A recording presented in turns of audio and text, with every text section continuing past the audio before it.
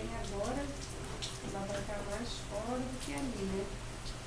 Ah, tá. Mas com o filho, ela está passando o dia ali e de noite ela vai para casa do filho.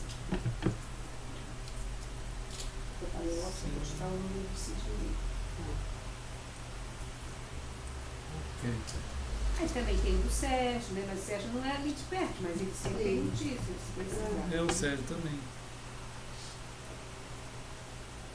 Estamos começando a transmitir, né? Então nós estamos dando essa saudação inicial para os irmãos que estão em todos os lugares. Estamos aqui com alguns irmãos que chegaram e somos gratos a Deus pela vida de cada um dos irmãos.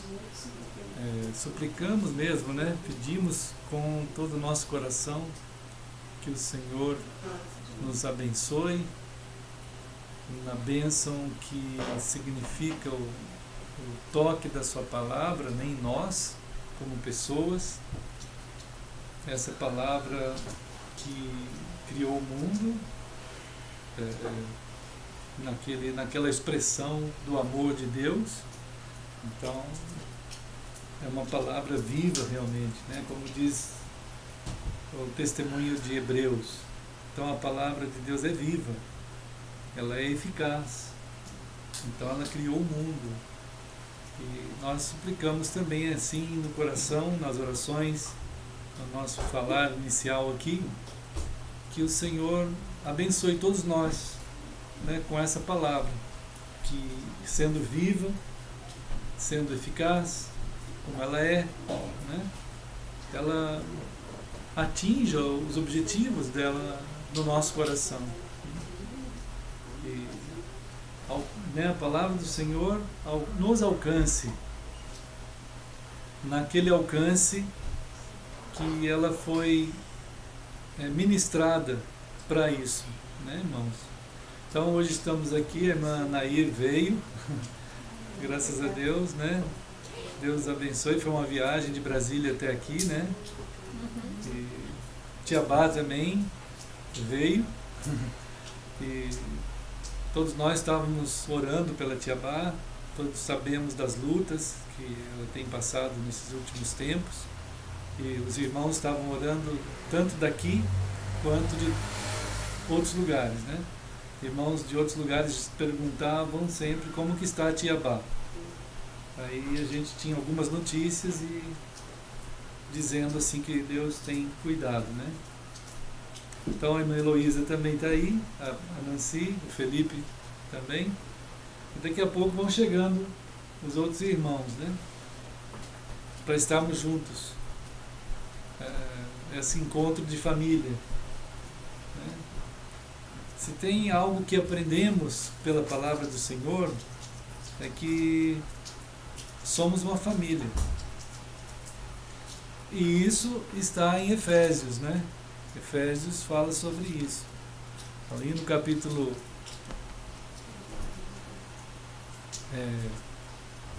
podem pegar aí Bíblias, tem por aí. Então a palavra do Senhor é a voz do Senhor, é a expressão. Efésios no capítulo 2. Então, é tão precioso o jeito como a gente vê como é que Deus nos chama, né? Como Ele define a gente. É muito importante para nós, importa, né? Importa a nós ouvirmos o nosso Pai, o cuidado que Ele tem conosco, cuidado amoroso que Ele tem conosco, né? Então ele aqui em Efésios 2, 19, né? Deixa eu ver quem está falando aí aqui, o irmão Tiago, né? E outros amados irmãos também, em toda parte. Deus abençoe, irmão Tiago, e os outros irmãos que estão conseguindo ligar, acessar, né? Via cartas tecnológicas, né? A gente sabe que Paulo tentou alcançar, o Espírito Santo usou as cartas. Então nós temos tido a bênção de ter essas cartas tecnológicas, esses encontros assim, reais e não virtuais, reais, né? Então aqui em Efésios 2, irmãos, a gente observa o Senhor chamando a gente de família de Deus. Efésios 2:19. Nós não estamos jogados no mundo, como ele fala assim, nós não somos mais gente perdida por aí, andando de qualquer jeito. Não é assim, né? Nós, como diz aqui, nós somos concidadãos. Está vendo? É importante essas terminologias da palavra, porque vem do coração de Deus. Ele está procurando nos ajudar a perceber o que somos, né? E esse é talvez um dos mais difíceis problemas que os cristãos enfrentam ao longo dos séculos, e uma das, vamos dizer assim, das conquistas do diabo no coração das pessoas foi o afastamento e o distanciamento da Escritura, da palavra, da voz de Deus, dos ouvidos profundos que a gente tem, né? Por isso que Apocalipse 2:3 tem várias vezes o Senhor dizendo assim: quem tem ouvidos para ouvir, ouça. E ele fala isso para os seus filhos. Essa é uma expressão direta para os cristãos, porque eles não estavam tendo mais ouvidos. Eles estavam ouvindo as construções deles, paralelas, né? Então, Deus está dizendo assim, que nós somos família de Deus. Ao longo dos séculos, o pessoal foi se perdendo das definições do Senhor, tanto naquilo que está escrito, quanto, e até muito mais, naquilo que significa o que está escrito. O que significa não tinha mais importância. Podia ser qualquer coisa, né? O que a gente tem visto assim é que o termo usado por Jesus, eclesia, que a gente já falou algumas vezes aqui, quando ele quis se referir aos que ele chamou, eclesia, né? Ele diz assim, eclesia é aqueles que o Senhor chamou, né? Não tem esse termo significado de nome próprio, por exemplo. Não é um nome próprio, é uma designação de pessoas que Jesus chamou. No entanto, hoje, o pessoal usa a eclesia como se fosse um nome próprio. Ele diz assim, eu pertenço a tal igreja, eu sou de tal igreja. Isso não existe em nenhum lugar do Novo Testamento, principalmente até o ano 300. Não existe essa ideia, né? Não existe. O que existe na Escritura é que nós somos família de Deus, isso sim, né? Então aqui em Efésios 2 fala isso. Também fala aqui no versículo 21 que nós somos um edifício. Está vendo? Nós somos o edifício. Nós, pessoas. Ninguém nunca imaginou que haveria um edifício cristão, por exemplo. Não tem isso. Não tem um edifício, não existe edifício cristão. O que existe como edifício são casas. Quem usava edifício para ligar com a crença que ele possuía eram os pagãos. Aqueles povos que tinham que ter um lugar para os seus deuses. Casinhas para divindades, né? Lugares, templos, desse tipo assim. Mas os cristãos não, eles nunca tiveram habitação física para divindade alguma.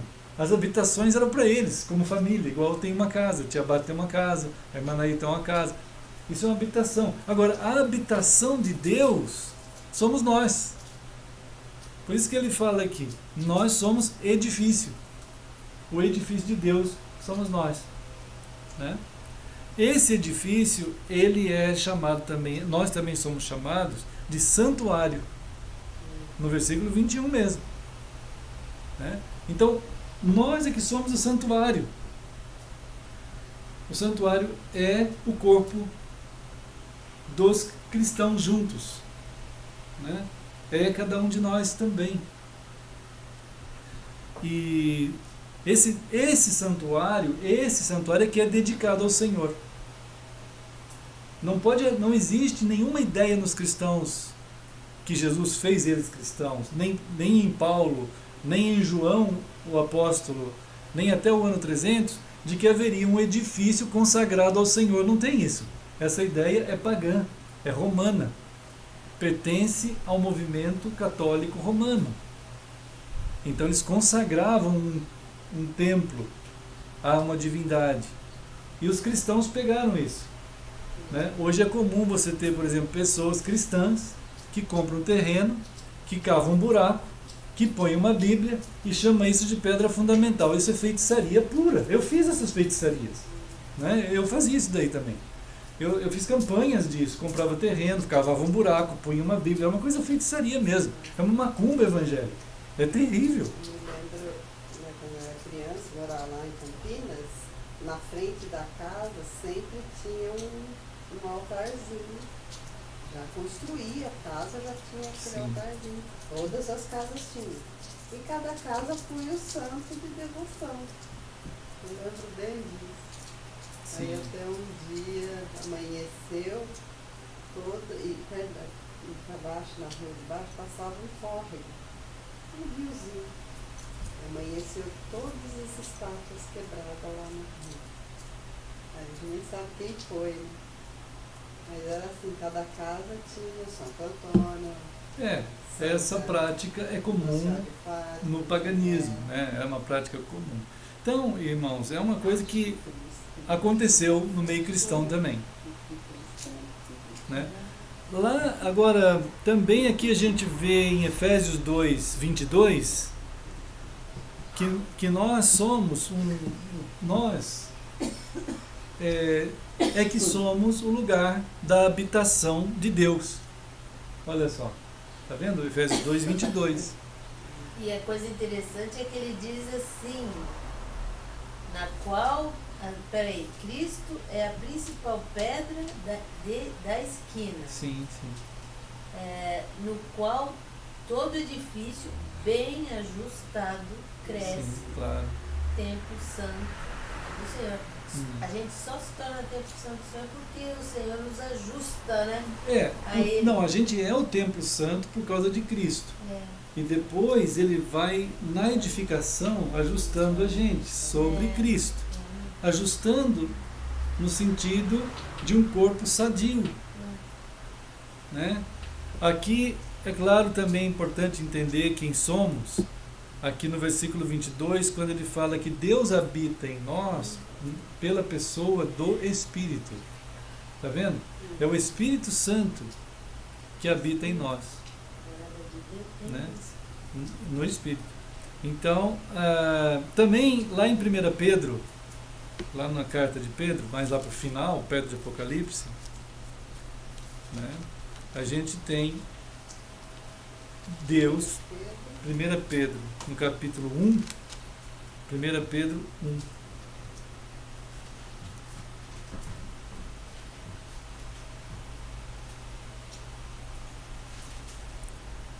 Pedro 1 fala assim no versículo 16, olha só.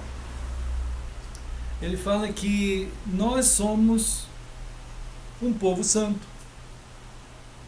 Um povo santo. Quer dizer, um povo que é santo. O povo é santo porque Deus é santo. Né? Há uma exclusividade em Deus. Não tem outro Deus. Né? Então aqui tem mais irmãos mandando oi. Né? Então nós saudamos os amados irmãos no Senhor. Né?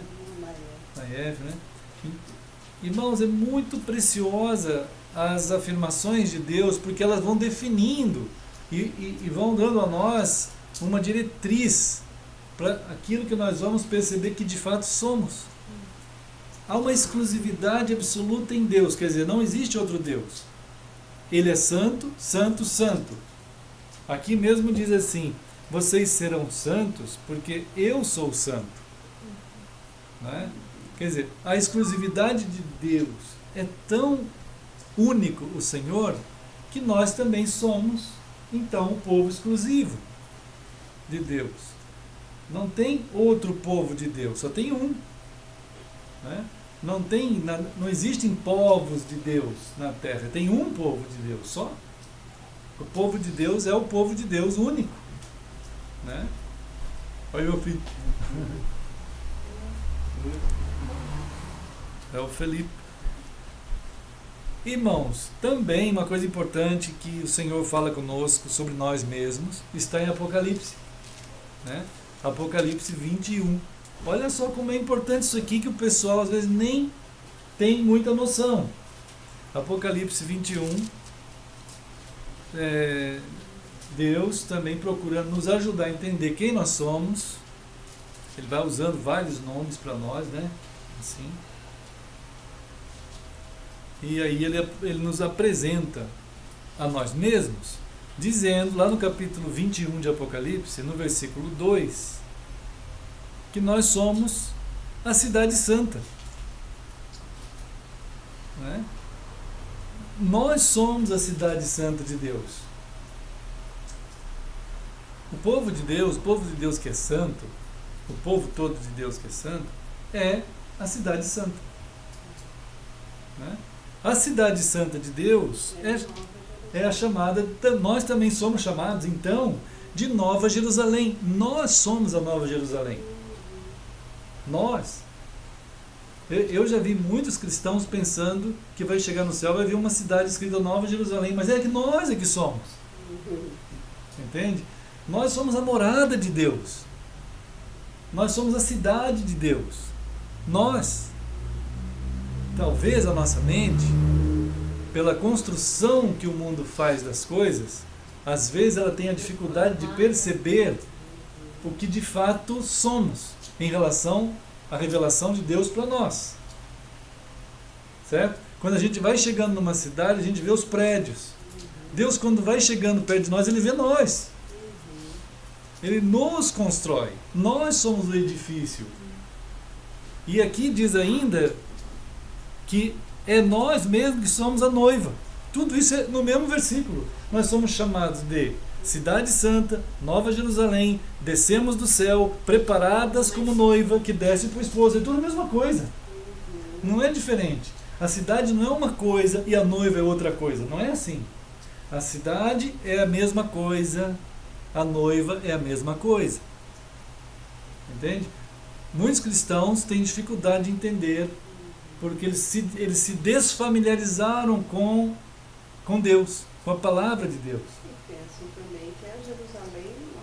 Bom, daqui a pouco a gente vai chegar nisso aí, né? Mas nós vamos chegar nisso aí, nesse ponto aí também. Irmãos, o Senhor, como diz lá em Mateus 6, Ele tem um grande cuidado com a gente. Né? Ele estava tentando falar para os seus discípulos que esse cuidado Ele nunca vai deixar de ter conosco.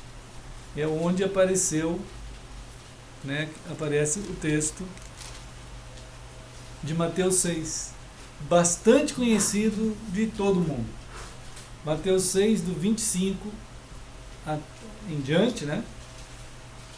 Quando a gente é tocado, assim, a gente é tomado por uma palavra do Criador, do Senhor, que fez os céus e a terra, né? Ele está tentando ajudar os seus filhos a entender que eles são alvos do cuidado do Senhor, do amor do Senhor, né? A gente está passando dentro da história, dentro do espaço que a gente ocupa, dentro do tempo que é algo passageiro, né? Então, a gente está passando dentro desses fenômenos aí, mas Ele fez uma intervenção na criação. Ele que criou o espaço, o tempo e a história. Ele criou a gente como pessoas, como filhos. Ele nos fez filhos, né? Ele cuida de nós.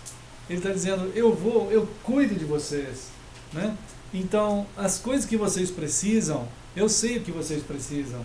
Então, cuidado com o modo como vocês passam pelo espaço, pelo tempo, pela história. Muito cuidado. Porque se a gente não estiver bem dentro da rota e do roteiro de Cristo, a gente pode ser afetado pelas imensas pressões que a falta de Jesus nessa direção faz em cima da gente. Porque quando Cristo está deslocado da gente, o que vai acontecer? O mundo ele não vai ter mais a barreira chamada Cristo, a proteção em nós. É como a atmosfera, né? Estávamos conversando outro dia sobre o cuidado de Deus com a Terra. Aí o pessoal estava dizendo assim, olha, vai passar um meteoro, não sei que lugar, e vai atingir a Terra e não sei o que mais. Um monte de meteoro atinge a Terra. Atinge pelo menos a camada de atmosfera. Mas é uma coisa impressionante que quando você observa à noite, algumas noites dá para ver isso. Quando está num lugar assim, dá para às vezes ver que aqueles pedaços dos meteoros, eles vão se esfacelando na atmosfera até dissolver tudo. É um escudo que tem ali. É o único planeta no universo que tem isso. É o único planeta no universo. A gente pode fazer uma pesquisa muito fácil do perigo desses meteoros. É só olhar para a Lua, né? Quem olhar para a Lua não tem isso. A superfície lunar, ela é cheia de crateras extremamente grandes, do tamanho de campos de futebol, do tamanho de cidades. Porque aqueles meteoros caem lá com tudo, aquilo forma um buraco assim imenso naquela superfície lunar. Assim é com todos os outros planetas, né? A Terra não é assim. Como é isso, né? Então a gente tem um cuidado do Senhor em fazer essas coisas. Então, quando os astronautas saem da Terra, é uma coisa difícil. Existe um lugar na atmosfera que chama-se janela. É uma janela. Que eles têm que acertar aquela janela para sair e acertar aquela janela para voltar. E ainda quando acerta, se a nave, a espaçonave, não tiver a proteção certa, eles queimam na reentrada, mesmo indo pela janela de acesso. Eles queimam na reentrada. Aquilo ali é um negócio de altíssima temperatura, milhares e milhares de graus. Então a nave começa a ir na reentrada, aquilo tudo fica vermelho, assim, vai derreter aquilo lá, né? Mas consegue entrar, passar por aquela camada de proteção, né? Então, Deus está dizendo assim, eu estou protegendo vocês, eu cuido de vocês, eu fiz todas as coisas na terra, né? Então, a visão que a gente tem acertada e norteada por Cristo, quando Ele está em nós e a gente andando nele, vai dar a nós o norte e a ciência de que Ele está cuidando de nós e Ele vai cuidar de nós sempre, né? Aqui nesse texto ele fala do perigo da ansiedade, né? Cuidado, porque a ansiedade pode atingir vocês, né? A ansiedade pode atingir vocês em alguns níveis de situação, né? Por exemplo, a tentação de Jesus no capítulo 4, né?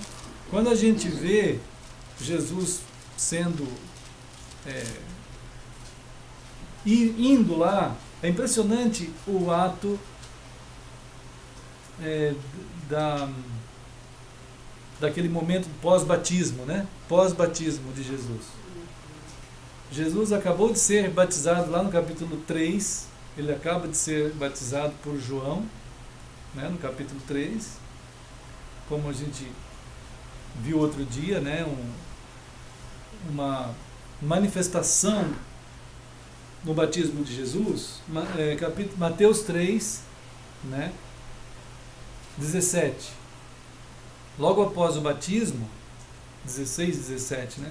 Batizado, Jesus saiu logo da água, e eis que se lhe abriram os céus. E o Espírito de Deus, né, desceu como pomba, vindo sobre ele. E uma voz dos céus dizia: este é o meu filho amado, em quem eu tenho muita alegria. Né? Então, essa manifestação aqui, irmãos, é extremamente importante, porque é a manifestação de um ato de obra de Deus, igual na criação. Em Gênesis 1, a gente vê que no princípio criou Deus os céus e a terra, é o Pai. O Espírito de Deus pairava sobre a face das águas, é o Espírito. E a obra da criação foi feita pela palavra de Deus, que é Cristo. Como diz lá, e disse Deus, no versículo 3 de Gênesis 1. Que João 1 explica que todas as coisas foram feitas por Ele, Jesus, e sem Ele nada do que foi feito se fez. E aí o Verbo se fez carne e tal e coisa. Essa manifestação do triuno Deus, no início da obra da criação, acontece aqui também. Entende? É a manifestação do início do ministério de Jesus. É algo que está começando, algo que está acontecendo, de uma imposição, de uma manifestação que vai acontecer em nome do Pai, em nome do Filho e em nome do Espírito. Não pode ser em nome do pastor, em nome da igreja, em nome de denominação, em nome de nenhum projeto humano nenhum. Isso é extremamente relevante, deveria ser relevante para a gente pensar sobre isso. De tal maneira, irmãos, de tal maneira, isso é importante, que na hora que Jesus acaba de ser batizado, o Espírito Santo diz aqui no versículo 4:1, olha só a palavra que está aí. É muito importante uma palavra que está aqui agora, né? Eu queria usar a palavra que aparece em Marcos. Mas aqui diz assim, 4:1 diz assim: a seguir, Jesus foi levado pelo Espírito ao deserto para ser tentado pelo diabo. Jesus foi levado pelo Espírito. Mas Marcos ajuda mais um pouquinho aqui. Marcos, né, no capítulo 1, né, Marcos 1:12. Tem uma palavra muito importante em Marcos 1:12, que é a palavra impeliu. Marcos 1:12 diz assim: o Espírito o impeliu. Estão vendo aí a palavra? É muito importante essa palavra, irmãos. Essa palavra no grego, ela é muito reveladora, porque ela significa assim, na linguagem dos que gostam de carro, como é que é aquele negócio que tem no GTR mesmo, Lipe? Na largada? Controle de lançamento. Isso aqui significaria um controle de lançamento. É acionar um tipo de largada. A palavra grega é bem isso, é um acionamento de uma largada que você vai com tudo para frente assim, sabe? Não tinha GTR naquele tempo, mas ele usou uma palavra que significa uma super largada. O Espírito Santo deu uma arrancada, é um arrancadão, sabe?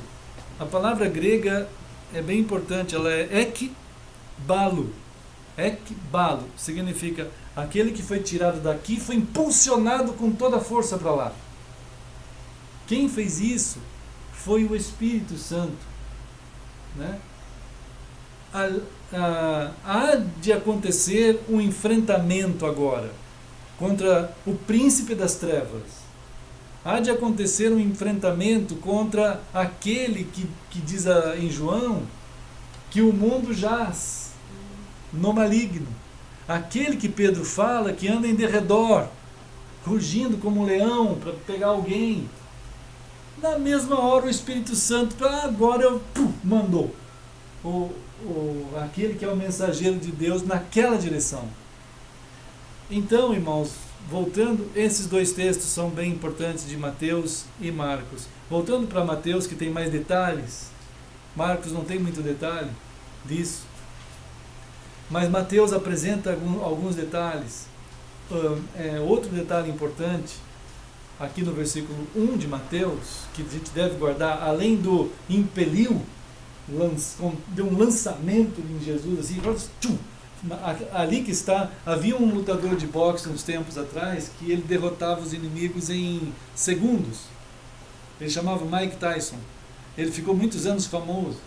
Na hora que dava o gongo, mas ele saía que nem um torpedo, e partia para cima do adversário, em 3 segundos o outro estava caído no chão. Era uma coisa impressionante esse cara, como lutador de boxe, né?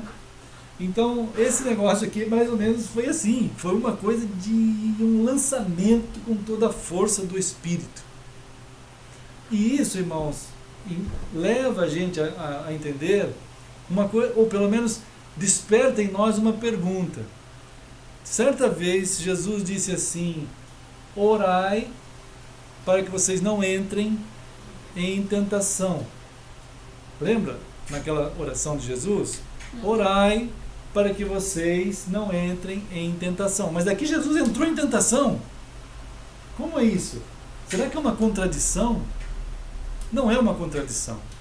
Jesus está tentando dizer assim: vocês não devem enfrentar o diabo, vocês. Entende? Vocês não devem tomar o rumo, vocês. Vocês não devem se lançar, vocês. Não façam isso. Orai para que nunca vocês tomem a iniciativa, vocês. Vocês não podem tomar a iniciativa. Quem tem que impulsionar vocês? Quem tem que dar o lançamento a vocês? É o Espírito. O confronto não é entre nós e... Não, você vai estar lá. ele. Você Não. vai estar lá no confronto. Sim, mas é o não Mas é você vai a estar carne, não pode e ser ele. você e o Espírito e o diabo. É o Espírito e... O Espírito em ti e o confronto, ou seja, qual for a provação que for. Qual for a provação diante de nós, irmãos, qualquer que seja ela, nós precisamos orar e pedir ao Senhor. Quando ele fala lá, entre as frases da oração, Jesus diz assim, Pai nosso, né, que estás no céu. E aí a gente tem uma outra expressão maravilhosa, que onde Deus estabeleceu o seu trono. Foi em Jerusalém? Foi em Genebra, na Suíça, onde os protestantes fizeram as grandes declarações do protestantismo? Será que foi na Inglaterra? Será que foi em Aparecida do Norte? Ou qualquer lugar da terra? Jesus disse assim, Pai nosso, que estás em Roma? Será que foi em Roma? Hã? Pai nosso que estás em Roma. Pai nosso que estás em Genebra. Pai nosso que estás na Trindade, que está em ingleses. Não, ele está no céu. Se ele está no céu, não deveria ter na mente de nenhum de nós qualquer localização geográfica de Deus. Poxa, foi Jesus que falou isso. Será que é difícil para os cristãos entender isso? É. Como disse um pensador amigo meu, o que o Império Romano não conseguiu destruir os cristãos conseguiram destruir os cristãos. Entende?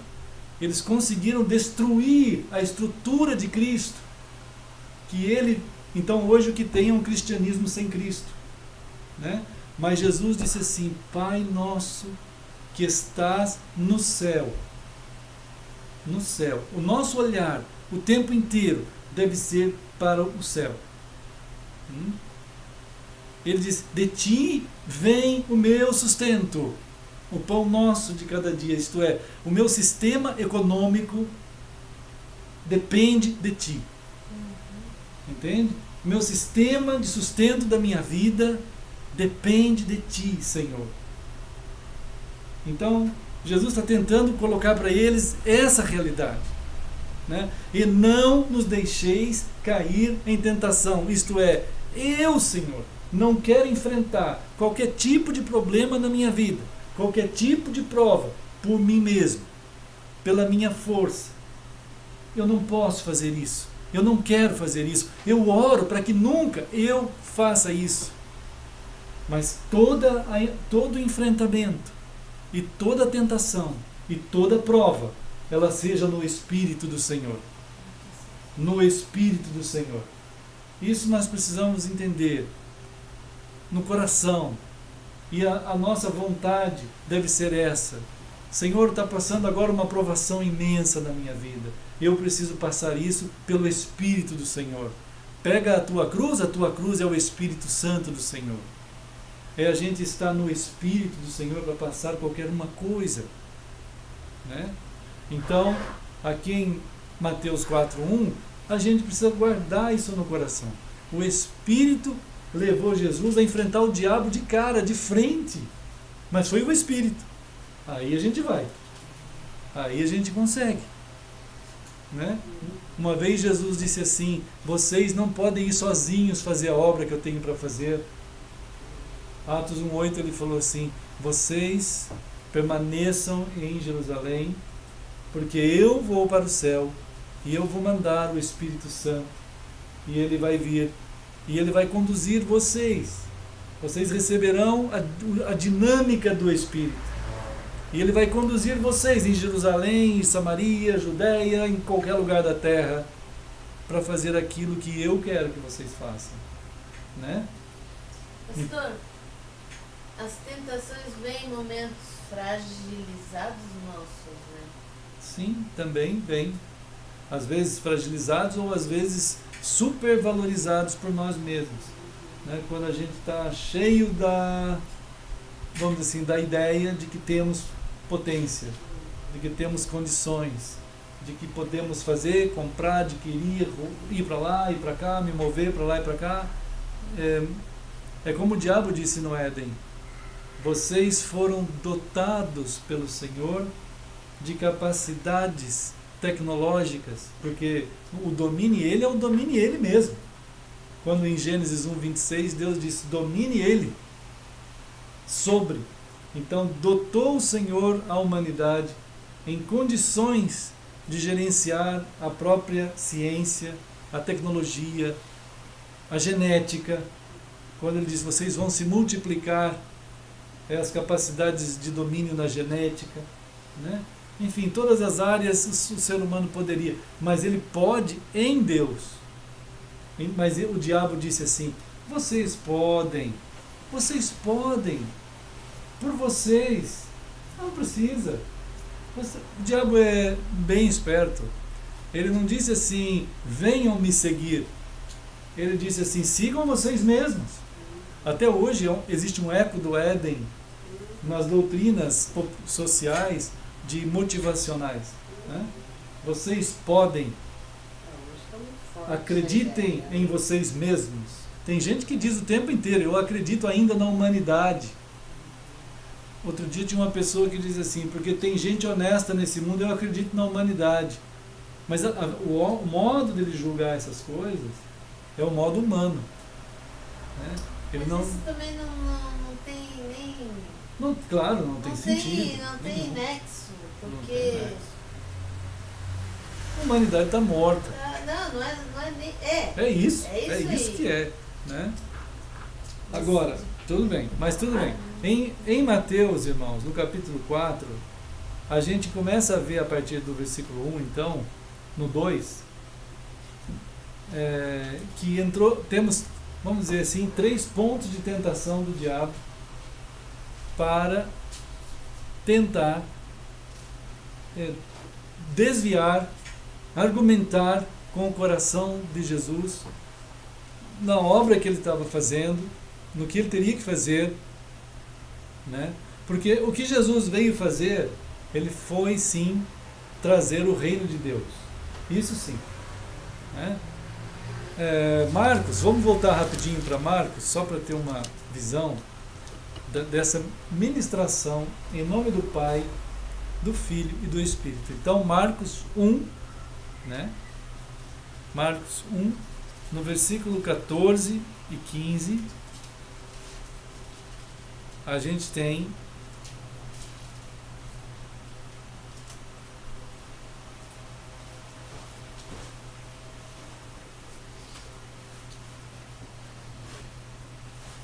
aqui a expressão assim, ó, no 15. Jesus estava dizendo assim, como pregação, né? Como mensagem do Evangelho de Deus. Qual é a mensagem de Deus? Qual é a notícia que Deus traz para a humanidade? Né? A notícia é, versículo 15, dizendo então, o tempo está cumprido. Né? O reino de Deus está próximo. Arrependei-vos e crede no Evangelho. Então Jesus está trazendo o reino de Deus. O reino de Deus está próximo. A palavra próxima, no grego, ela precisa ser melhorada na tradução, porque ela significa algo que está na frente do teu nariz. Entende? Algo que está na tua frente, à distância da mão. Entende? Por exemplo, o que está à distância da minha mão? Esse livro. O reino de Deus está ao alcance da tua mão. O reino de Deus é Cristo. Porque Ele é o Rei do reino. Ele é o Rei do reino. Ele está trazendo o reino de Deus. Certa vez Jesus disse assim, perguntaram para ele assim, onde que é esse reino? Ele disse assim, meu reino, você não pode achar ele dizendo ele está ali, ou lá, ou ali, ou lá. Jesus disse assim, o meu reino, duas coisas ele falou do reino. Uma é que o reino está dentro de vocês. O meu reino está dentro de vocês. Por isso a palavra de Deus fala do coração humano, que é essa grandeza imaterial e eterna. Traduzindo a palavra coração para o português significa a grandeza imaterial e eterna.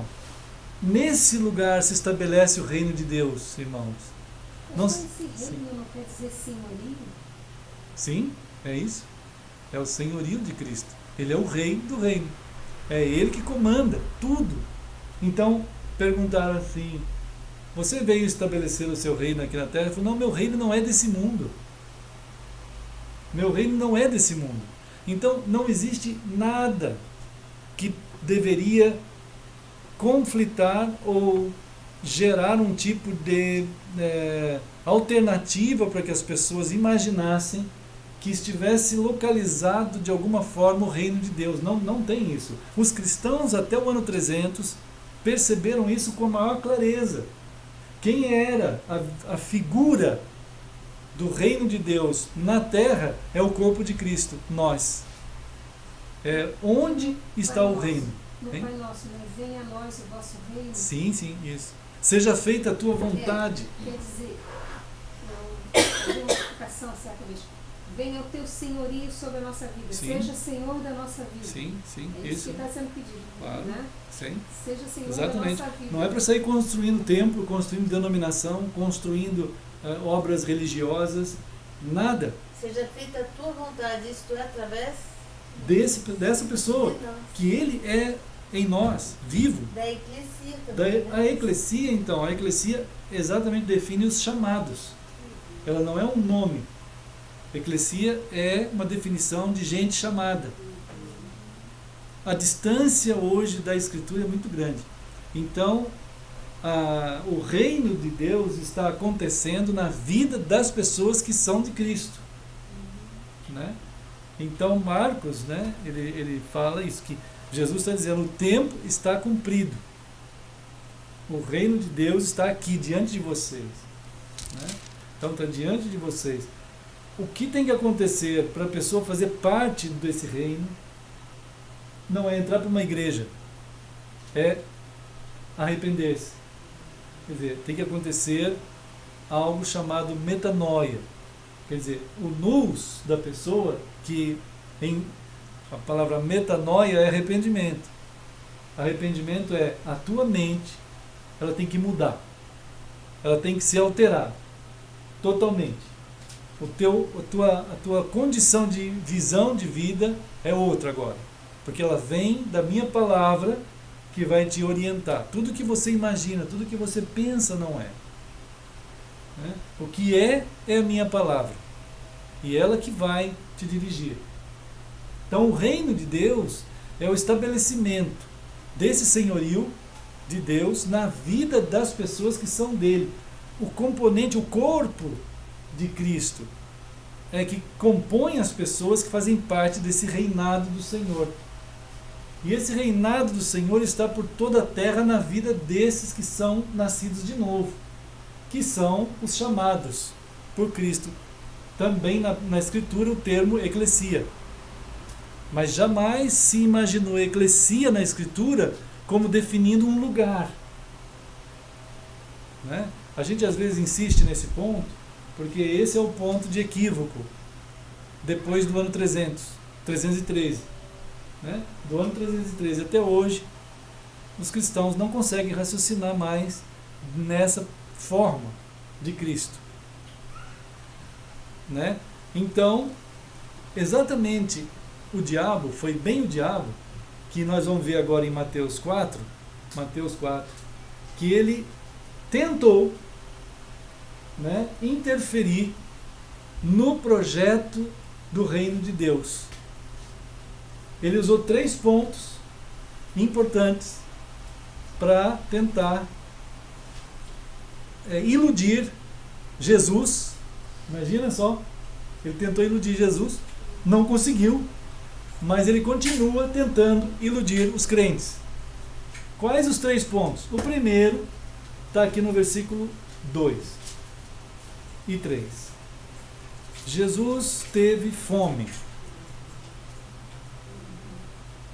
Então, irmãos, o mundo, ele tem, é o que a gente disse agora há pouco. Aí o diabo apareceu por causa dessas necessidades, por causa da necessidade de Jesus, a necessidade que ele teve. O diabo apareceu e disse assim: se tu és filho de Deus. O diabo, ele já tinha um grande conhecimento da psicologia reversa, né? O diabo tem um grande conhecimento da psicologia reversa. Ele era meio freudiano naquele tempo, antes do Freud existir, né? Porque ele dizia assim: se tu és filho de Deus. Muita gente fala para as crianças assim, por exemplo, ele quer que a criança vá lá naquele lugar. Aí ele disse assim: não vai lá. Aí a criança vai. Mas ele queria que a criança fosse lá. Só que ele usa a psicologia reversa. Ele fala: não, ali você não pode pegar. A criança justamente vai lá e pega naquilo. Né? Então é uma psicologia reversa. Eu não acho que você vai conseguir. Aí a pessoa se motiva para conseguir. É uma psicologia reversa. Né? Então o diabo usa da psicologia reversa. Né? Então Mateus 4, a gente vê na hora da necessidade, no momento da necessidade, a gente poderia chamar aqui, na hora que... Oi, irmã Sinésia. Tudo bem? Estamos aqui firmes, continuando.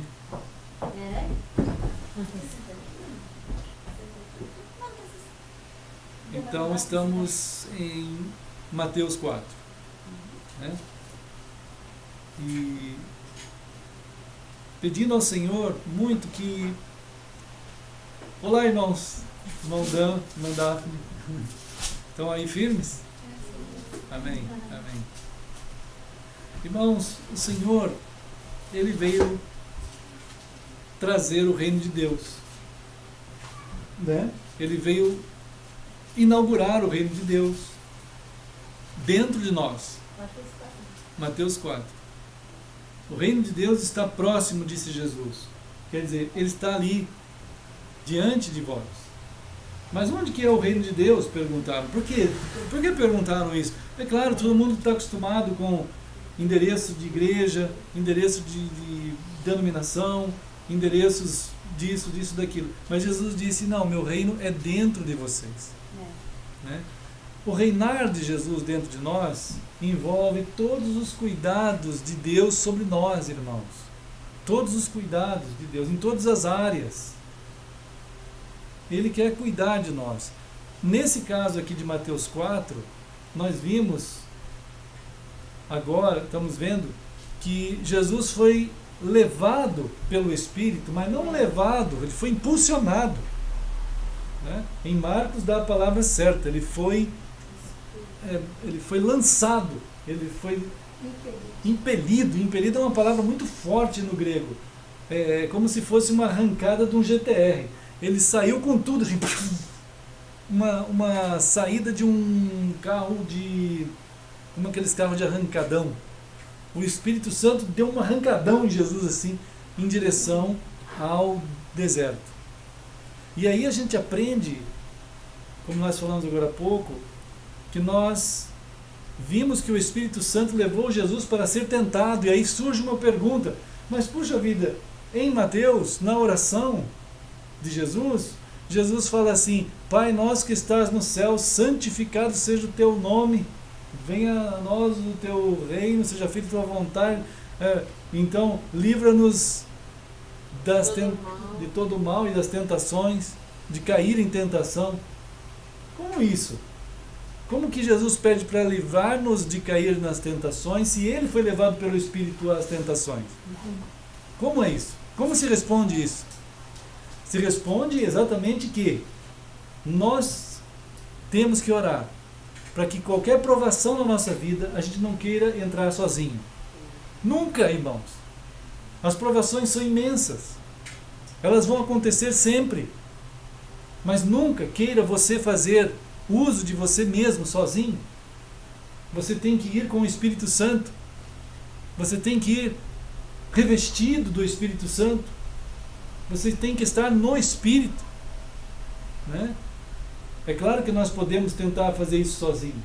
Na verdade, é a tentação do diabo mesmo. Não nos deixeis cair em tentação. É essa a tentação do diabo, que tu entres na tentação sem o Espírito, quer dizer, sem a direção do Espírito, sem o impulso do Espírito, a dinâmica e o poder e a força e o revestimento do Espírito. Se você fizer assim, você vai perder, né? E Jesus tinha uma preocupação muito grande de todas as lutas que ele fosse lutar, ele tivesse cheio do Espírito. Nós precisamos estar cheios do Espírito, querer isso o tempo inteiro, porque as provações são muito fortes. Nós vimos agora há pouco Jesus aqui em Mateus 6 falando cuidado com as ansiedades, né? As ansiedades, elas tomam conta do nosso coração na medida que o Espírito Santo está longe de dentro de nós, né? Do nosso modo de ver a vida. Não, eu enfrento, eu posso, eu aconteço, pronto, já vai cair, né? Já caiu. O Senhor quer que a gente esteja no Espírito em qualquer uma situação, né? Cheios do Espírito em qualquer uma situação. Não entristeça o Espírito Santo. Como que a gente pode não entristecer o Espírito? Nós precisamos conhecê-lo, né? Amá-lo, estar andando na palavra do Senhor. Então aqui em Mateus 4, nós vemos que o diabo usou 3 pontos de tentação. O primeiro foi quando Jesus teve fome. Quer dizer, quando acontece uma situação adversa econômica na nossa vida, irmãos, quando as coisas vão mal economicamente, é com certeza uma das vias que Satanás vai trabalhar e vai sugerir argumentos econômicos para você resolver as coisas que não são de Deus. Entende? Nós temos que tomar muito cuidado. Uma das bestas híbridas que nós vimos lá em Apocalipse 12 e 13, ela vai agir no viés econômico mundial. E é o que está acontecendo. Como a economia mundial não tem nada a ver com Cristo, não quer nem saber de Cristo, está na mão do diabo mesmo. Entende? Vai continuar na mão do diabo. Só que nós estamos na mão de Cristo. Nós fomos alcançados pelo Senhor. E na hora que o diabo viu que Jesus estava exaurido economicamente, exaurido no seu físico, e ele tinha fome, quer dizer, a necessidade nesse ambiente da vida dele era imensa. Ele tinha uma necessidade real. Nós às vezes estamos diante de uma necessidade real. Aí o diabo sugeriu algo a ele, para ele resolver o problema econômico dele. Econômico, financeiro, estomacal, né? sugeriu que ele resolvesse aquilo com o poder dele. Você tem poder. Isto é, há uma estruturação no mundo, irmãos.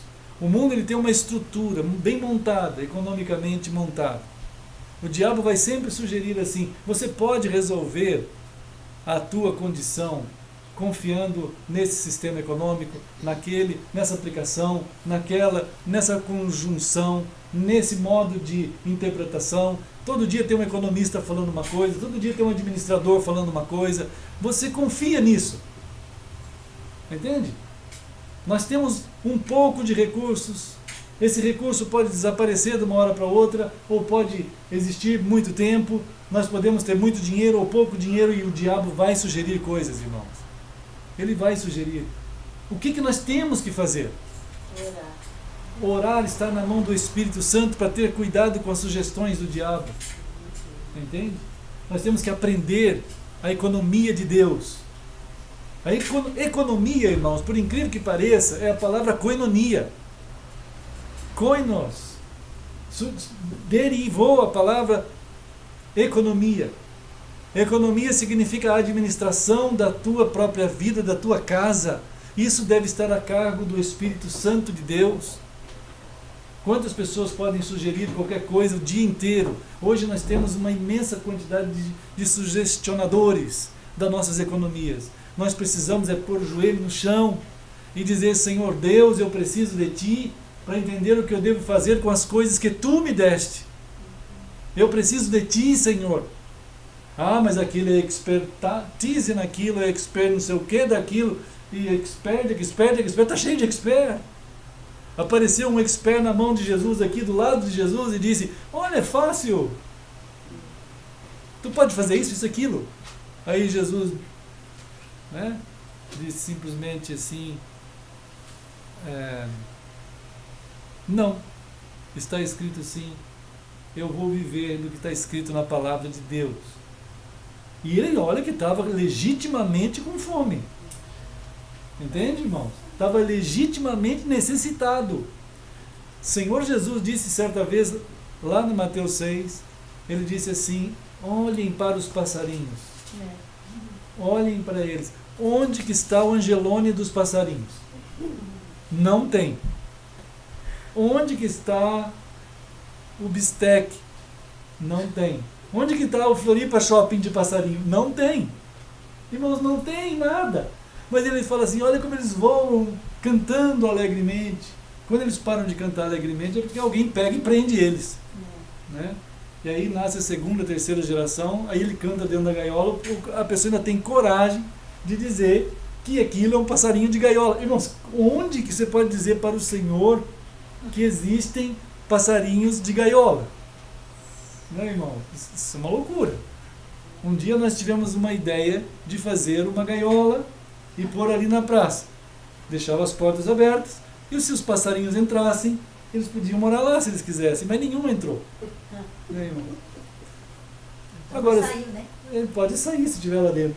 Agora, irmãos, os passarinhos, Jesus disse assim, eles comem à vontade, até quando eles não querem mais, depois ficam cantando. E chega uma hora que eles morrem. Aí ele falou assim: vocês valem, agora, muito mais que os passarinhos. Eu dou a comida para os passarinhos, Jesus disse. Jesus disse: eu é que alimento os passarinhos. Já pensou, irmão? Quanto de inseto que precisa para alimentar todos os passarinhos do mundo? Jesus disse: eu alimento eles. Agora, vocês valem muito mais. Vocês valem muito mais do que os passarinhos. Aí ele pensou e chamou eles de volta, assim, os discípulos, e falou assim: mas eu quero falar mais uma coisa. Vocês se lembram aquele lírio ali no chão? Olha o lírio. Lírio é uma comida, é uma planta na Palestina fácil, parece um capim, mas é uma flor. Mas é um lírio muito comum, nasce em qualquer lugar. Nasce em qualquer lugar, né? Aí Jesus disse assim: eu quero só lembrar vocês uma coisa. Como que alguém poderia comparar uma planta daquela com Salomão? Jesus comparou. Jesus tem exatamente a compreensão do que é composto aquele lírio. Ele sabe muito bem que componentes existem, moleculares, celulares, sei lá, tudo aquilo que compõe as estruturas daquele lírio. Aquela coisa da fotossíntese, tudo que acontece ali, ele sabe tudo aquilo que tem ali, porque foi ele que fez. E ele disse assim, Salomão teve uma época de riqueza imensa, e ele tinha roupas que eram feitas com fios de ouro.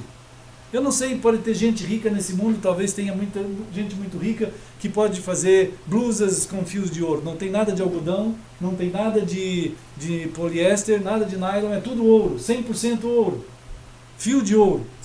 Talvez tenha isso, né? Talvez tenha isso. Mas Jesus disse que Salomão fez isso. Mas ele disse a beleza das coisas de Salomão, que ele fez, que ele construiu, não se compara com aquele lírio. Os discípulos falaram assim, mas o que é isso? É igual Jó, né? Senhor, como é que é esse universo? Deus falou, você não sabe, Jó. Você não tem competência para entender o que significa o universo. Você não estava criando comigo, você não tem noção. Né? Então Jesus disse assim, só que tem uma coisa, esse lírio é muito mais belo do que tudo que Salomão tinha de beleza. Só que esse lírio, ele dura pouco tempo. Daqui a pouco ele cai, daqui a pouco ele morre, ele seca, ele vira pasto. Agora, eu fiz o lírio. Eu fiz o lírio. Jesus disse, eu fiz. Agora, vocês valem muito mais do que esse lírio. Eu vesti o lírio. Já pensou? E eu vou vestir vocês, e eu vou dar alimento para vocês. Né? Há uma economia de Deus que Ele não se esquece nunca, irmãos. É de nós. Nunca Ele vai se esquecer do seu povo, do povo do seu reino. Cuidado com o seu sangue. Então, aqui em Mateus, o diabo disse, sim, pode ter. Você pode resolver por você. Você pode. Jesus disse, não, eu não vou fazer isso. Né? Mas a outra linha de tentação que houve da parte do diabo, no versículo 5, né? Diz ali, então o diabo, é claro que o diabo é astuto, irmãos, quantas pessoas eu já conversei nessa vida, muita gente mesmo, né? Sobre Cristo, muita gente. E é muito interessante que quando você começa a falar sobre certas coisas, por exemplo, como economia, ou administração, ou ciência, ou qualquer outra coisa, daqui a pouco você tenta chegar em Jesus, ou tenta falar em Deus, aí ele já começa a entrar numa pergunta teológica também, que às vezes é toda estereotipada, toda esquisita. Às vezes eu estou começando a falar de Jesus, a pessoa pergunta assim, mas e o Papa? Né? Mas e a Aparecida? Ou e qualquer coisa assim. E o Edir Macedo?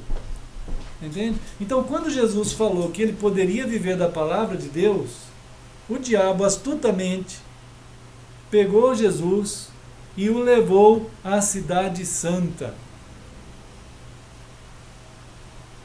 Olha só, o diabo é esperto. Ele trabalha com a religiosidade.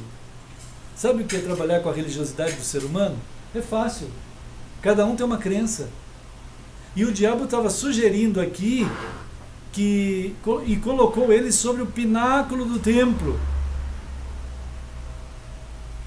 O diabo começa a sugerir aqui que há de ter uma centralidade religiosa no mundo. Há de ter uma centralidade religiosa. Qual que é a centralidade religiosa? Igreja Batista? Igreja Presbiteriana? Igreja Metodista? Igreja não sei o que, vai indo, irmãos. A quantidade é inesgotável. A quantidade de denominações. O diabo fez isso. Ele falou, olha a cidade santa. Irmãos, que cidade santa? A cidade santa somos nós. Acabamos de ver isso em Apocalipse. Mas o diabo mudou o viés da tentação. Né? Ele levou Jesus para o pensamento religioso. Entende? Então, o viés religioso, o viés espiritual, é o campo da segunda besta. A segunda besta vai trabalhar no campo espiritual. Né? Lá em Apocalipse 13, Ele vai trabalhar com o sistema de crenças das pessoas. E ele imaginou, o diabo imaginou, que ele poderia entrar com essa ideia na vida de Jesus e Jesus iria cair naquela conversa, naquela interpretação religiosa.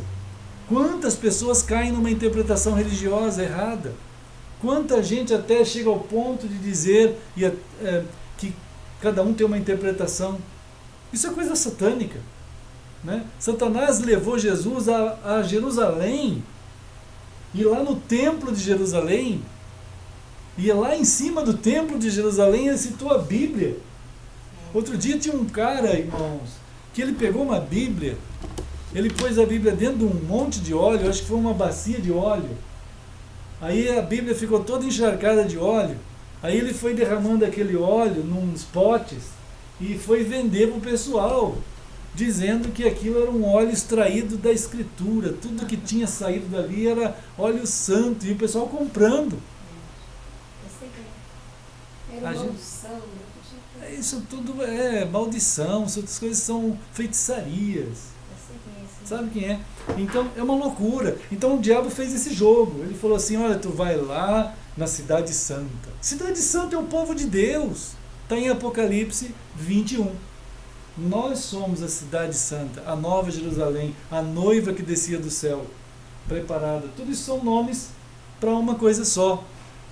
Mas o diabo pensou: mas quem sabe eu jogando com as ideias religiosas na cabeça de Jesus, ele cai na minha conversa. Olha, vamos para a Cidade Santa e vamos para o pináculo do templo. Aí, é claro, o diabo sugeriu: se atira daqui de cima. Porque existe um texto na Bíblia, olha a interpretação que o diabo dá da Escritura, que se você pular ou cair, os anjos vão te sustentar. Ah, é. Né? Então, Até citou, né? citou a Bíblia, né, irmãos? Então, a segunda bloco de tentação que está aqui estabelecido é o bloco religioso, né? É a visão religiosa. Quanta gente, quantos cristãos hoje estão distantes de Deus exatamente por interpretar a Bíblia do seu jeito, né? E eles não vão mudar. As pessoas não vão se converter. Embora haja uma palavra em Apocalipse 2 e 3, quando o Senhor diz aos chamados, né? Ele fala assim: arrependei-vos. Arrependei. A mesma palavra de Marcos 1,15, que é usada para a chegada do reino de Deus, a mesma palavra de Marcos 1,15, é usada em Apocalipse 2 e 3.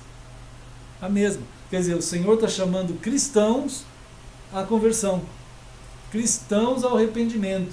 Eles não vão se arrepender, por incrível que pareça. Eles não vão. Eles continuam na mesma toada. Por que isso, irmão? O coração está muito duro dos cristãos. Está amando mais o seu esquema religioso. Eles são capazes realmente de subir no templo, de ir na Cidade Santa, de pular lá de cima, de morrer lá embaixo, acreditando naquilo. Entende? Eles morrem pela sua religião e não saem daquilo, não saem. Eu sei que eu não ia sair também.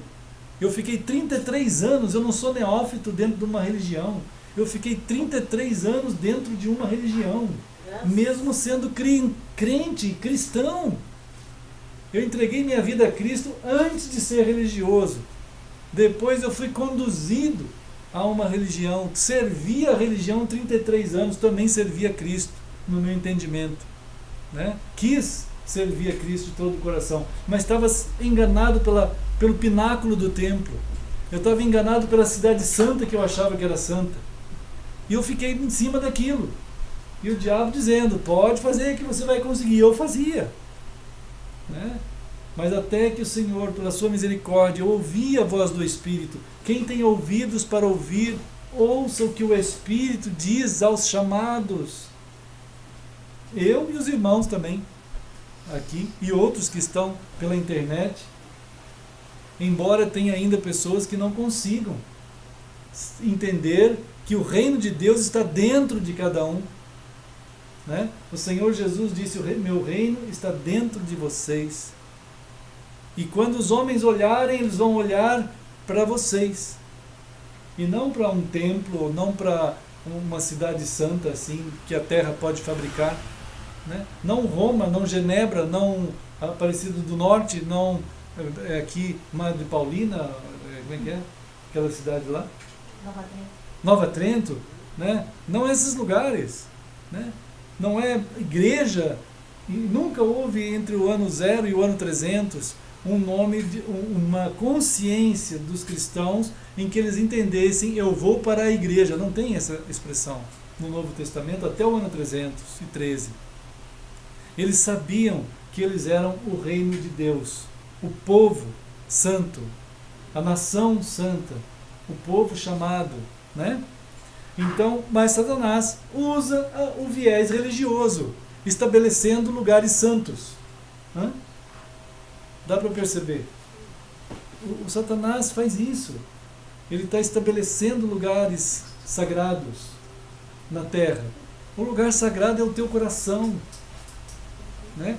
Bom, Jesus não caiu nessa. Não caiu.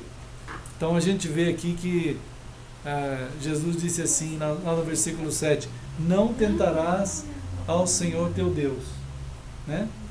Mas tem ainda um outro jeito de tentação, que é um outro viés, no versículo 8. O diabo, é bem claro, né, irmãos? É bem claro. A gente vê, por exemplo, o versículo 3, começa com o diabo o tentou, né, o levou, aproximou-se. Depois o versículo 5, o diabo o levou àquela ideia religiosa. E depois o versículo 8, bom, o diabo viu que não deu certo na economia e nas necessidades, não deu certo na religião. Ele falou, bom, agora Jesus está interessado num reino. Já que ele está interessado num reino, eu vou oferecer para ele todo o meu modo de operação política. Porque é isso. Um reino na terra é um reino político. Então o que ele fez assim? Levou o diabo a um monte muito alto e mostrou todos os reinos do mundo. Entende? Ele falou assim, eu vou fazer uma oferta a Jesus. Eu vou dar a ele o poder global. O poder global hoje está na mão de meia dúzia de gente, né? Na verdade está na mão de um. Isso está escrito em 1 João 5, 19, quando ele fala, o mundo jaz no maligno. Claro, Apocalipse também 13 diz dos chifres da besta. A gente vê com os olhos os grandes poderes e potestades do mundo. A gente vê no campo político, né? A gente vê países, a gente vê personalidades, a gente vê as pessoas, todos esses elementos que são os chifres do diabo, né? Aparecendo no Oriente distante, no Médio, aparecendo na Europa, aparecendo nos Estados Unidos, no Brasil, na América Central, Latina, essas coisas que a gente tem falado sempre. Tem definido e visto, está bem claro de ver quem são os chifres do diabo hoje no mundo. Dá para ver, né? Mas eles não sabem que eles estão na mão do diabo. O mundo político, eles pensam que eles mesmos estão dominando e gerando poderes políticos. Eles pensam isso. E eles foram enganados pelo diabo com isso. E o diabo tentou Jesus também nisso. Ele falou, já que você quer um reino, o diabo imaginou isso mesmo, um reino no mundo, né? Tem grupos de cristãos que dizem assim, nós temos que estar preparados para a vinda de Jesus quando Jesus reinar em Jerusalém. Isso é diabólico. Isso é diabólico. É um reino no mundo. Não existe trono de Cristo no mundo. Por isso que Jesus, quando orou, qual é o argumento que a gente tem? Jesus disse assim, Pai nosso que estás em Roma, foi isso?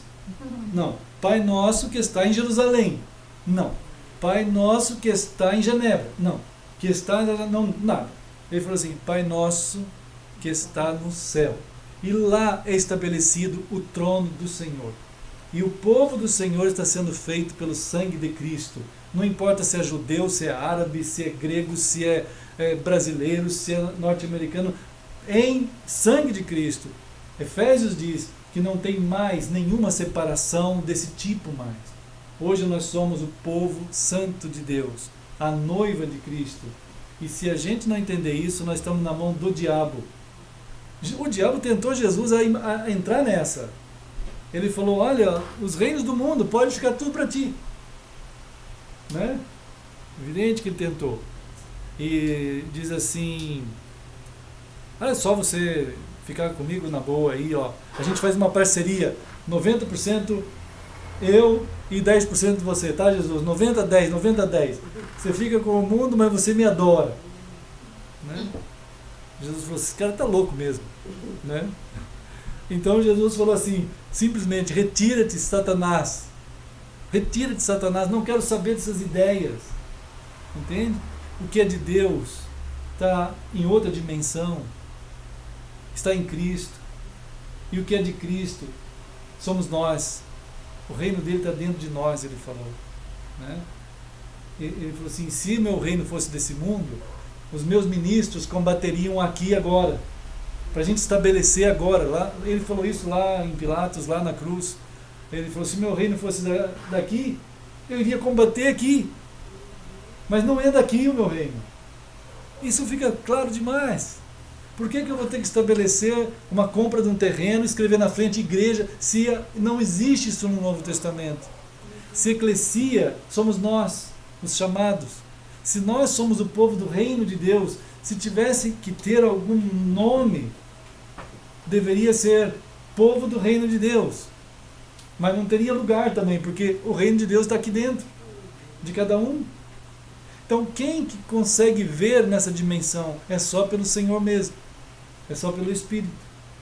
Né? Então quando o Espírito fala ao coração de um cristão, ele tem aquele ouvido lá, que ouve o Espírito, a falar a verdade. Aí ele se converte. É uma conversão de um convertido. Foi o que aconteceu comigo e com os irmãos. E que a gente tenta ajudar os nossos irmãos que estão atolados nessas tentações diabólicas, seja na economia mundial, seja na religião mundial, seja na política mundial. Né? Para que as pessoas tenham ciência dessa questão de Mateus 4. E que a gente só vai poder passar por isso no Espírito do Senhor. Né? Então, irmãos, depois a gente continua, né?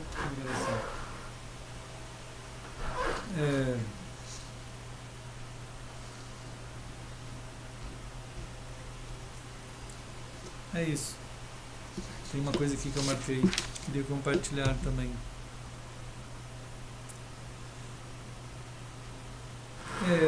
Lá em Romanos 12, ele fala assim para nós, né? Como povo do Senhor. Ele fala assim, todo mundo sabe esse texto, não é difícil. Eu li milhares de vezes já. Mas a gente está sendo lembrados na dimensão que o Espírito Santo quer fazer em nós isso. Ele dizendo assim, rogo-vos, pois, irmãos. Romanos 12. Né? Romanos 12. Pela misericórdia de Deus. Irmãos, o Papa, olha só o que o Papa fez, irmãos. Ele decretou que esse ano é o ano da misericórdia. Então o que ele fez? Um adesivo, um logotipo, da campanha, que ele põe nas portas de certos templos, que se ali ele tiver aquele logotipo, está escrito assim, ano da misericórdia, aí tu passa lá e tu recebe o perdão dos pecados. Isso é um absurdo, né, irmão? Coisa absurda, bizarra. Todo mundo, até os que não são crentes estão achando que o Papa é um anticristo. Por causa disso. Católicos. É evidente que dá para perceber que isso é um anticristo mesmo, né? Não precisa muita coisa, não. E tem crentes que admiram o Papa Francisco, irmãos. Só porque ele fala umas coisas bonitas. Parece um diabo falando e todo mundo gosta dele. Né? Então é um negócio maluco, não entendo. Mas em Romanos 12 diz assim, eu peço a vocês que são o povo de Deus, pela misericórdia de Deus, que está em Cristo e não num adesivo, numa porta qualquer, né? Pela misericórdia de Deus, que vocês entreguem, né, os seus corpos, porque o reino de Deus está em nós. Então é o nosso corpo que deve ser entregue. Aí está o culto. O culto tem gente que fala, vamos para o culto, não tem como ir para o culto. Porque é nós é que somos o culto. Uma vez que nós entregamos o nosso corpo em sacrifício santo, né? Quer dizer, em sacrifício exclusivo, santo, exclusivo. Minha vida vai ser para Deus só. Só, é isso, né? Santo, agradável a Deus. Esse é o culto racional, com a razão, com a lógica. O Logos é que promove esse entendimento. É o Logos que é Cristo. Então o culto em Cristo, o culto a partir de Cristo, é o culto da entrega do teu corpo exclusivamente para Deus, para mais nada. Para Deus que vai operar em nós como um povo sobre a terra, que anuncia o ano aceitável do Senhor. Embora haja primavera, verão, outono, inverno, as estações da terra que passam e passam, há uma estação de Deus chamada Kairos, que é a plenitude, que é a instalação do tempo de Deus, o dia da salvação, que nós fazemos parte. Existe uma quinta estação, a estação chamada Kairos, que o povo de Deus está dentro, passando, como o reino de Deus, que percorre um reino eterno, que percorre o tempo que passa. Que enquanto a gente está vendo o tempo passar, esse reino não passa. Entende? Esse reino está aberto a um chamado, a eclesiar gente, a eclesiar pessoas no reino de Cristo, fazendo deles reino, povo santo. Então, isso está acontecendo e vai acontecer até o último dia antes do Senhor, na hora que o Senhor abrir esse céu de fora a fora, que o pessoal vai ficar espantado disso, porque nunca viram uma coisa dessa. A vinda do Senhor não tem nada igual. Não adianta imaginar Hollywood fazendo, não adianta imaginar Record fazendo, não tem Record nessa história, não tem Hollywood nessa história. A vinda de Cristo é absolutamente inimaginável.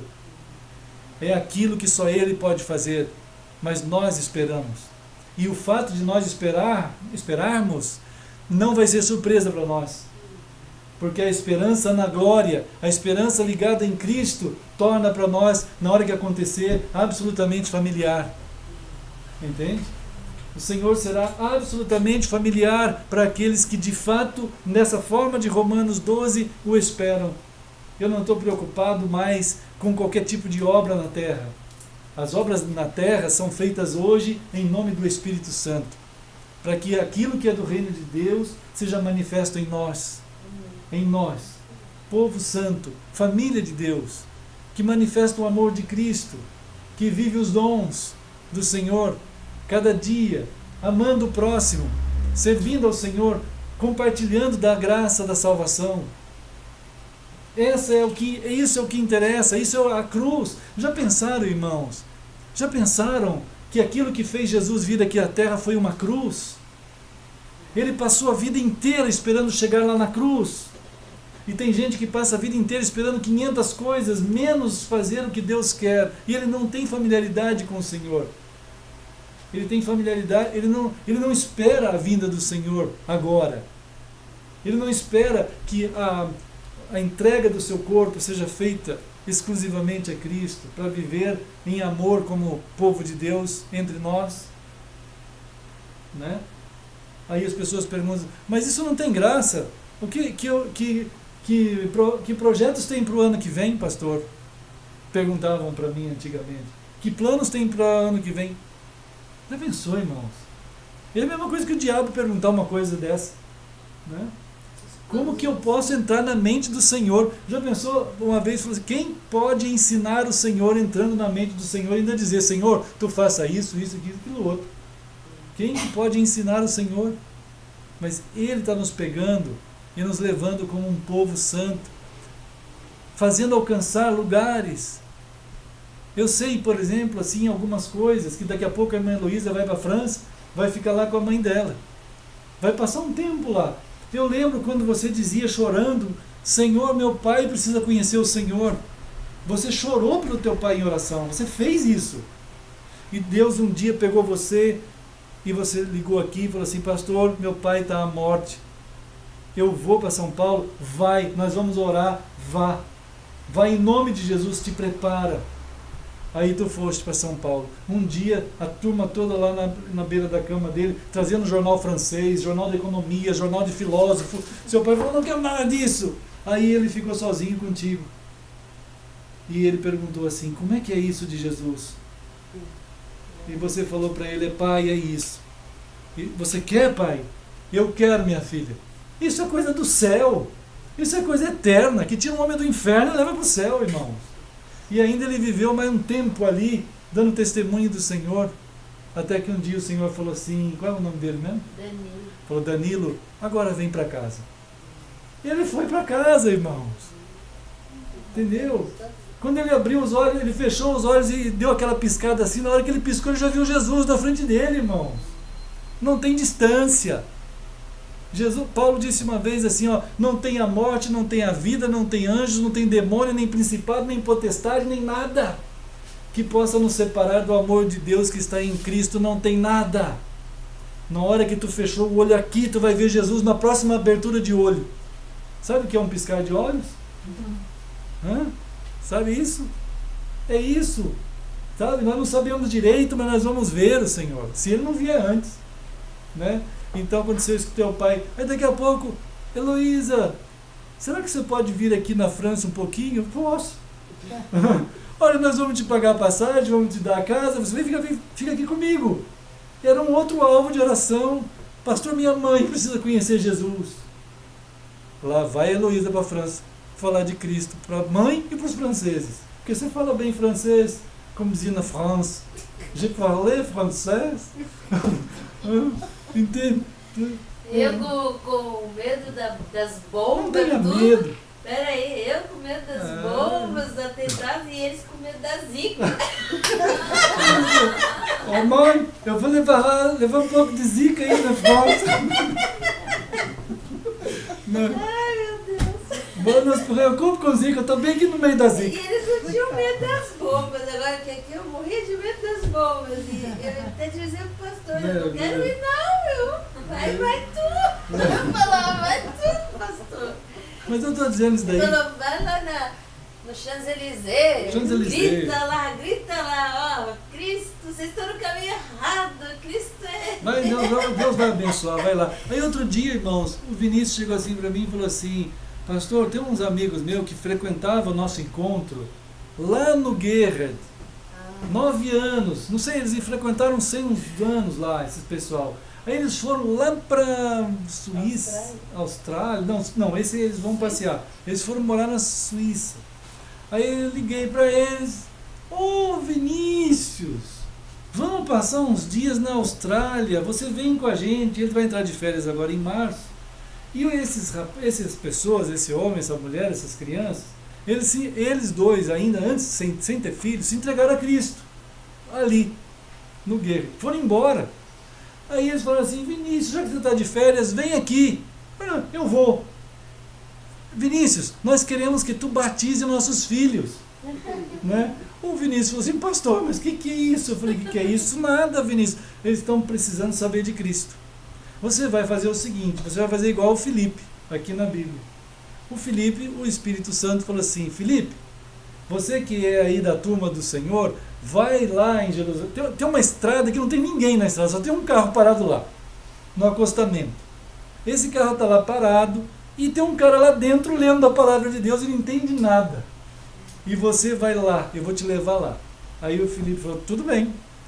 Aí ele foi, dirigido pelo Espírito Santo. Quando ele chegou lá, ele começou a escutar de longe que tinha um homem que já era distinto, porque sabia ler.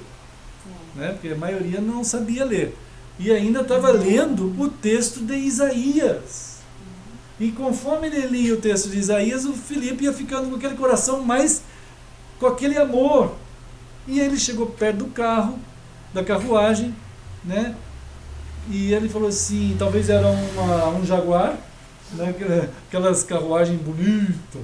Aí ele falou assim, porque ele era ministro da tesouraria da Etiópia, né? Aí o Filipe, ele olhou assim, você está entendendo o que você está lendo? Ele falou assim, olha, eu estou lendo e não estou entendendo nada. Esse homem aqui que te escreveu, olha só a pergunta, irmãos, que inteligente. esse homem aqui que escreveu, ele está falando dele ou de algum outro? Aí que o Filipe disse, ele está falando de um outro. Né? Aí ele falou, você não quer andar comigo nessa carruagem? Sim, eu vou de carona contigo. E foi de carona. E quando ele foi passando aquele tempo, que não se sabe quanto tempo que ficou ali, mas foram muitas, talvez algumas horas, para conseguir conduzir. Um dia talvez, ou dias, chegou ali, explicou sobre Jesus e sobre a visão, as coisas de Deus e o batismo, e essa foi a questão do etíope. Olha, ô Filipe, estou vendo um tanto de água lá embaixo, o que impede que eu seja batizado? Ele falou, nada, você entregou tua vida a Cristo, vamos lá para a água. E o Filipe, que não era pastor, que não era missionário, que não era nada em termos dessa clericalismo que tem hoje, mas era homem de Deus, desceu com o etíope e o batizou em nome do Pai, do Filho e do Espírito Santo. E aí o Espírito falou assim, Filipe, agora vamos embora daqui. E o etíope, vamos embora daqui também. Né? E realmente ali a gente vê a obra do... E o Vinícius falou assim para ele, falei, Vinícius, tu vai lá para a Austrália, fica lá um tempo, e tu fale de Jesus para esse povo. E se eles se entregarem ao Senhor, batiza eles em nome do Pai, do Filho e do Espírito lá naquela praia que tiver lá.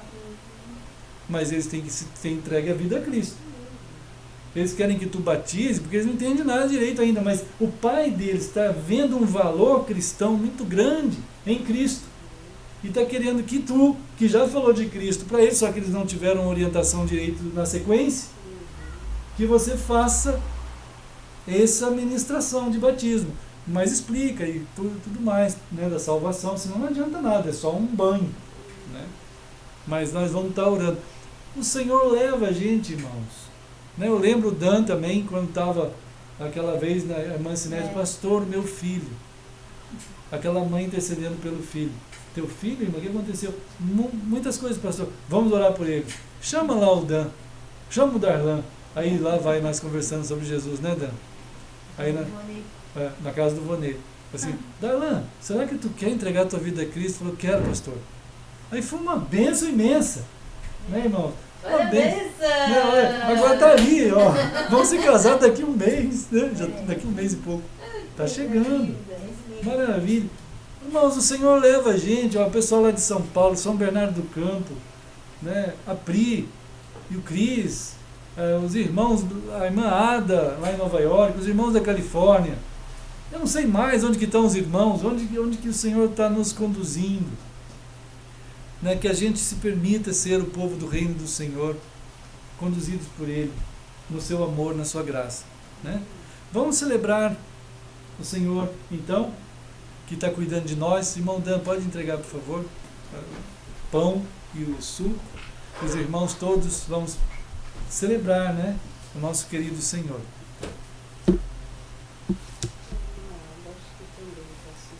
Quem? A irmã Ada. Então, irmã Ada, né, que Deus abençoe aí sua família, seus queridos aí, a sua vida. Que Deus também está fazendo da irmã Ada uma bênção lá em Nova York. Ela sempre liga aqui, a gente ora e conversa, né, para que a família, o marido, filha, o pessoal vá sendo tocado pela graça de Deus, né? E Deus vai cuidando mesmo, né, dos irmãos lá. Parece tão longe, mas não é nada longe do Senhor, né, irmãos? O pensamento é perto. Ah, é perto, no Espírito. Longe é perto. Ah, é verdade. Longe está perto. Está perto. E outro dia, irmãos, eu estava aqui em casa conversando com o Eduardo Moreno, não sei quantos lembram do Eduardo Moreno, um que é do Chile, está lá em Santiago. Ele se entregou a Cristo aqui, é um filósofo, Eu acho que sim. é um professor de inglês. É. Oi, irmão. Obrigado. Você lembra também, né? Acho que irmão, Chileno, moço. um chileno, um É, moço. chileno, eu lembro. É, ele se... É. Eduardo Moreno. Ele se entregou a Cristo aqui, naqueles tempos antigos, e como ele é empresário, mas trabalha com assessoria de empresas internacionais, e lá no Chile ele firme no Senhor, firme no Senhor.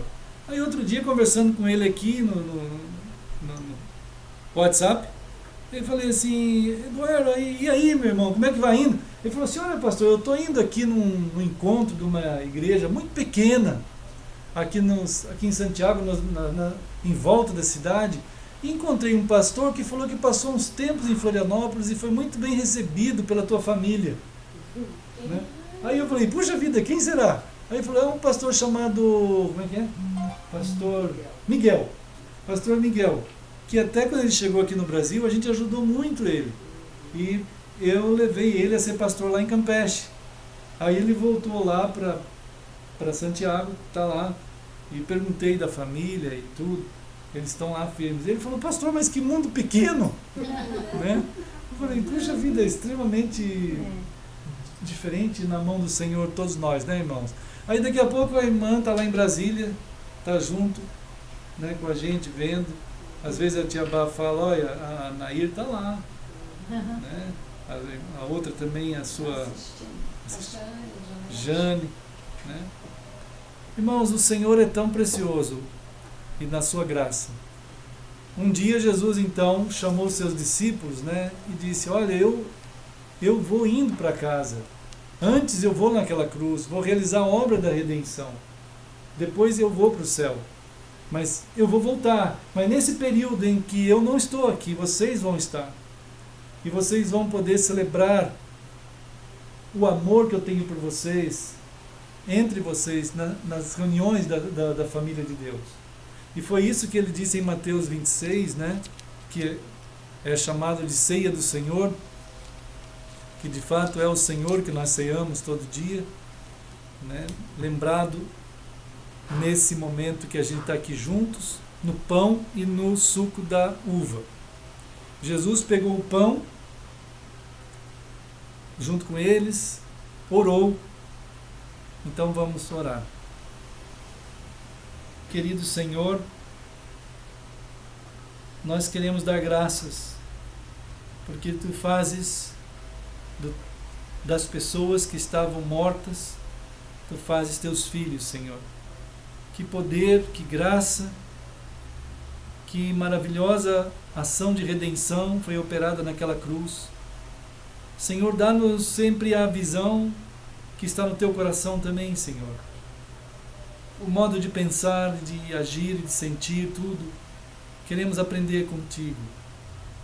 Teu povo, que algumas vezes anda, como Felipe andou sozinho pelos desertos, mas encontrou alguém que precisava de Ti, Senhor, que o Senhor queria alcançar. Ajuda-nos, Pai, a sermos gratos cada dia da nossa vida pela obra preciosíssima daquela cruz que nos levou da morte para a vida, Senhor. Nós estamos aqui juntos como Tua família, celebrando essa graça, Senhor. E nós estamos juntos e oramos agradecidos no nome de Jesus. Amém. E assim Jesus deu aquele pão para os seus discípulos, dizendo, tomai, comei, isto é o meu corpo. Então, como o Senhor ensinou, vamos fazer.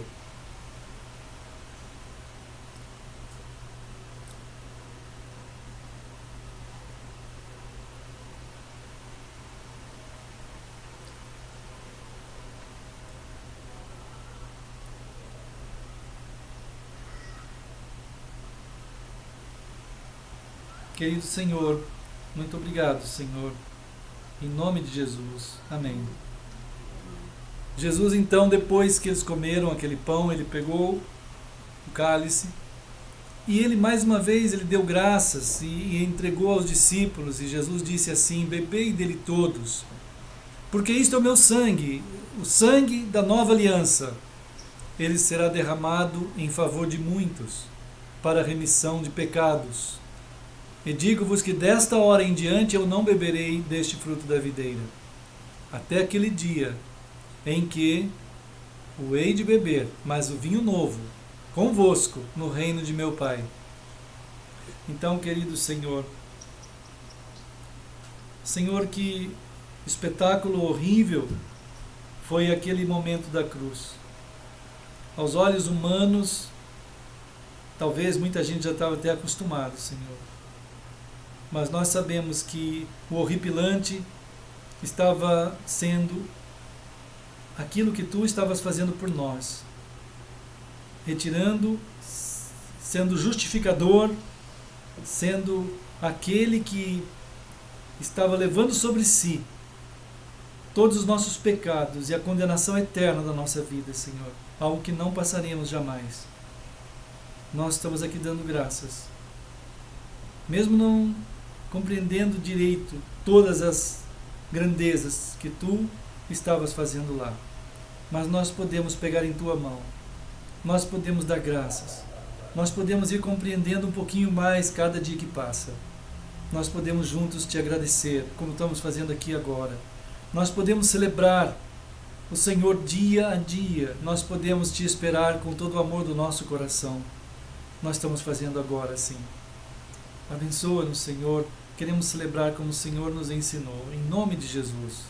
Amém. Então, como Jesus ensinou, vamos fazer.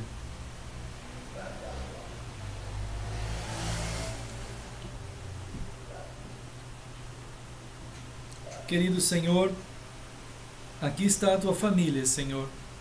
Nesse local aqui, em outros locais, mas estamos vinculados pelo poder da Tua graça.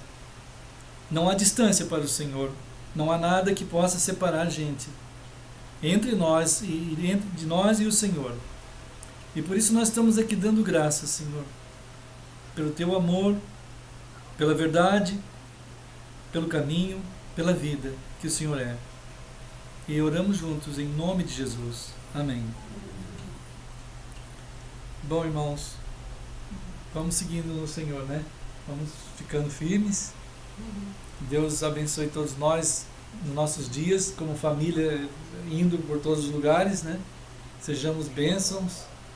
E somos gratos a Deus pelo Felipe, pelo Nancy, pela Heloísa, pela irmã Sinésia, pela irmã Daphne, pelo Dan, né? Pela tia Bá, pela Nair. Irmãos todos que estão em todos os lugares, junto conosco em Cristo, e vamos seguindo firmes. Temos outras continuações da coinonia lá.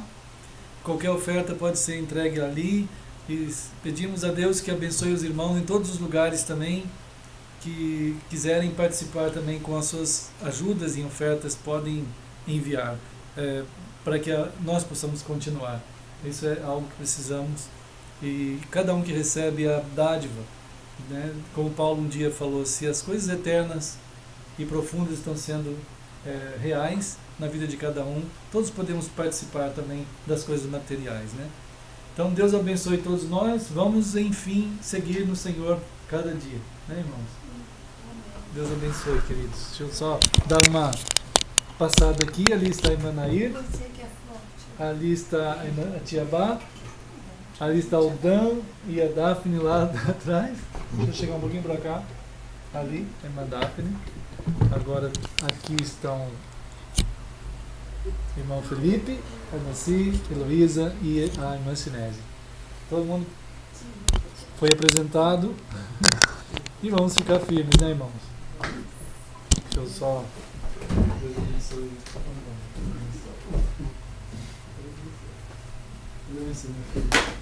Em nome do Senhor, né, Heloísa, obrigado por ter aqui.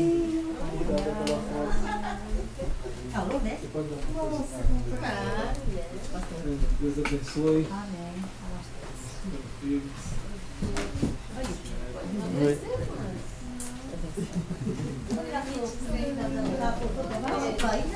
Não, eu vi só da cheiro. Não ia passar.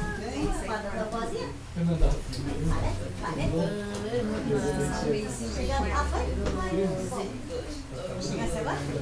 Cheirinho terça-feira. Não vai É trazer verdade. nada certo. No fim, assim, dá um aperto. Ô, tia Bá, quando a senhora quiser ir, só falar, tá? Os convites estão lá? Então você não. Vamos ver.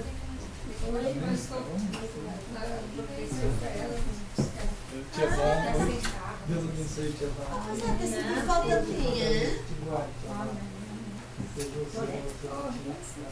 abençoe. Cortou os cachinhos, né? Estava olhando, cadê os cachinhos? Mas é muito complicado, não precisa fazer assim. Obrigada. Aquele lá do Amém. Obrigado também, foi uma bênção te reencontrar aqui. Tem ali um Só tem isso aqui a tempo já, né? chazinho, eu acho. Né? Que gostoso estar aqui na frente da É verdade. Deixa eu por aqui assim, dar um oi pro pessoal, despedido. Essa tarde estava muito quente, né? Ah, muito quente. Ah, é. Bom, deixa eu chegar no ponto. É que era loiro e eu deixei crescer, daí. Mas meu cabelo mesmo é isso aqui. Aí eu parei de fazer mecha. Aqui ficou o restinho do loiro. Aí vai acabar, Bom, né? É, foi Tá bonito. Esse aí é o cabelo irmão Daniel, original mesmo. Deus abençoe Marlene. Acho que ficou melhor isso. Deus abençoe, queridos.